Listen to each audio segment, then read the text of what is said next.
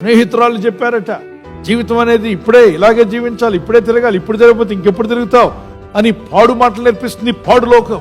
ఆ మాటలు విని లాస్ట్కి చావు బతుకుల్లో యవ్వన కాలంలో మరణానికి సమీపించింది. ఇక చావే గతి అన్నారు డాక్టర్స్.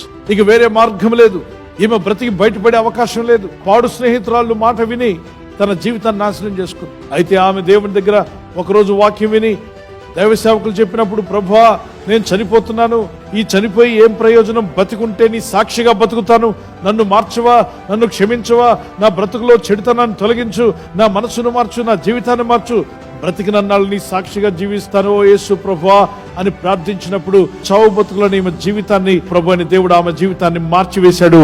దేవుని కృప ఆమెను మార్చివేసింది. యేసయ్యను నమ్మితే పాపులు పరిశుద్ధులు అవుతారు, బతుకులు మారుతాయి, జీవితాలు మారుతాయి, దేవుని వైపు తిరుగుతున్నారు. నీ బ్రతుకులో దేవుని కృప, దేవుని దయ నీ మీదకి వస్తుంది.